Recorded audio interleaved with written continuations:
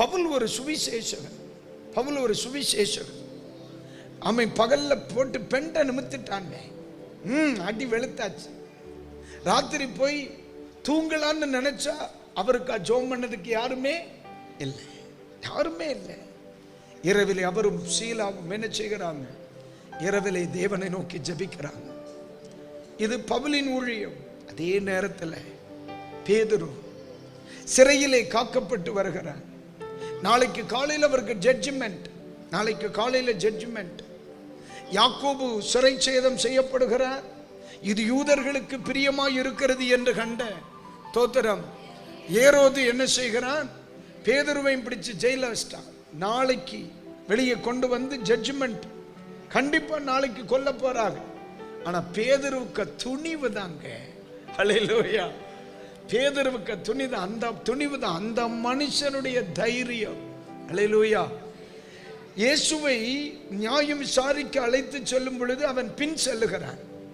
அப்போ ஒரு இடத்துல பிலாத்து சொல்லுகிறார், உன்னை சிலுவையில் அறைய எனக்கு அதிகாரம் உண்டு, உனக்கு தெரியுமான்றான்.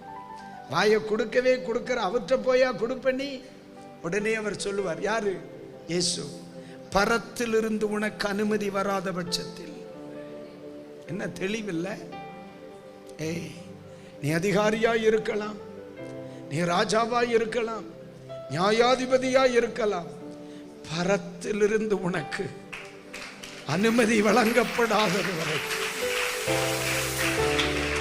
ஹல்லேலூயா. இவ்வளவு தெளிவில்லை மக்களே. ஆமென். பரலோகம் சொல்லாம தொட முடியாதுன்றாரு. இதை தூரத்திலே பின்பற்றி கேட்டது யார்? பேதுரு கேட்டார். இப்போ பேதுரு நல்லா தூங்குறார், நல்லா தூங்குறார். எப்படி இருந்திருக்கேன்னு நான் அடிக்கடி இதை இமேஜினேட் பண்ணி தானாகவே சிரிப்பேன் உட்கார்ந்து. நேரம் சரியாக 8:57. நான் சில நேரத்தில் பார்த்து சிரிப்பேன். எப்படியா உன்னால தூக்க முடிஞ்சது? எப்படி உன்னால தூங்க முடிஞ்சது? எவ்வளவு அழகா தூங்குறார். என்ன 16 பேர் சேவகர்கள் காத்து கொண்டிருக்க, தோத்தர வகுப்புக்கு 4 பேர், அப்படி 4 வகுப்பு, 4 போர் செய்வர்கள் இவன் அப்படியே பார்த்துட்டு நிற்கிறாங்க. நடுவில் என்ன செய்கிறார்? இந்த நடுவில் தூங்கி பழக்க முடியவர்கள் கிறிஸ்தவர்கள். அதனால தான் ஆலயத்தின் நடுவிலும் தூங்குகிறார்கள். ஒருவேளை அந்த ஆவியா கூட இருக்கலாம். ஆனா என்ன, நீங்க கோயிலில் இருக்கிறவர், அவர் சிறையில் இருக்கிறார். கிருபை கிருபை. ஆனா அந்த மனுஷன் தூங்குறார். ஆனா அந்த மனிதனுடைய எண்ணம், நான் இப்படி ஒண்ணு சிந்திக்கிறேன், அந்த இயேசு சொன்ன வார்த்தை இவருக்கு காதுகளில் விழுந்திருக்கும். பரலோகம் அனுமதித்தால் ஒழிய. நாளைக்கு எனக்கு விடுதலையா மரண தண்டனை அதெல்லாம் தெரியாது. ஆனா எது நடப்பினும் எங்கிருந்து அனுமதி உண்டாகணும்? பரத்திலிருந்து அனுமதி. அல்லேலூயா. என் அன்பு பிள்ளைகளே, சத்துரு உங்களுக்கு விரோதமாய், மனிதர்கள் உங்களுக்கு விரோதமாய், சூழ்நிலைகள் உங்களுக்கு விரோதமாய், பொல்லாப்பவன் உங்களுக்கு விரோதமாய் எழும்பி நின்றாலும் சரி, இதே மனம் நமக்குள் இருப்பதாக, பரத்திலிருந்து உனக்கு அனுமதி வழங்காம்.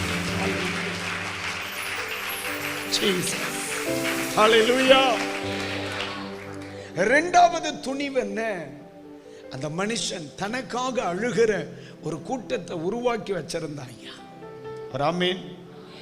சத்தமாமே, சத்தமாமே. தனக்காக அழுகிற ஒரு கூட்டத்தை உருவாக்கி வைத்திருந்தார். ஜெபிக்கிறவர்களை உருவாக்குகிறதை போல ஒரு ப்ரொடெக்ஷன் இந்த உலகத்தில் எதுவுமே கிடையாது மக்களே. அல்லேலூயா. எனக்கு தெய்வம் கொடுத்த என் அன்பு பிள்ளைகளுக்காய் நான் ஆண்டவருக்கு நன்றி சொல்லுகிறேன், நன்றி சொல்லுகிறேன். அல்லேலூயா, அல்லேலூயா.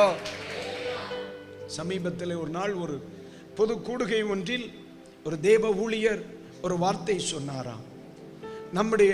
நம்ம ஜோம் பண்ணுங்கன்னு சொல்லுவோம். நம்ம விசுவாசிகள் யாரும் நமக்கா ஜோம் பண்ண மாட்டாங்க, நம்ம தான் நமக்கா ஜோம் பண்ணணும் அப்படி என்ற வார்த்தை சொல்லி இருக்கிறார். இதை நம்முடைய திருச்சபையிலிருந்து ஒரு சில பிள்ளைகள் காதுகளில் விழுந்து விட்டது. அவர்கள் என்னிடத்திலே வந்து சில தினங்களுக்கு முன் சொன்ன ஒரு வார்த்தை, அது தவறுதானே, அது தவறுதானே. நம்முடைய குடும்பத்தின் சபையின் வளர்ச்சி நம்முடைய பிள்ளைகளின் கண்ணீர் தானே. ஒரு போதகர் சொல்லி இருக்கிறார், அவங்க சபையின் அனுபவங்களாய் இருக்கலாம், ஆனா பொதுக்கூட்டத்தில் அவர் சொல்லிட்டார். இதை கேட்ட நமது பிள்ளைகள் சொல்லுகிறாங்க, இல்லையே, நம்ம இவ்வளவு தூரம் வளருகிறதற்கு நம்முடைய பிள்ளைகளின் கண்ணீர் தானே காரணம். எல்லா சபைகளிலும் அப்படி சொல்ல முடியாதே. அல்லேலூயா, ஆமென், அல்லேலூயா. அது தப்பு தானே. பாஸ்டர் அம்மா என்கிட்ட வந்து சொன்னாங்க, அது தவறு தானே. நம்முடைய பிள்ளைகளின் ஜெபம் தானே நம்ம இதுவரைக்கும் கொண்டு வந்தது. அந்த வார்த்தை நாம் சொல்லக்கூடாது அல்லவா? இந்த பூமியில் நமக்கு கிடைத்த பெரிய பாக்கியமே நமக்கு தெய்வம் தந்த ஜெபிக்கிற பிள்ளைகள் தானே. அல்லேலூயா, ஜீசஸ், அல்லேலூயா.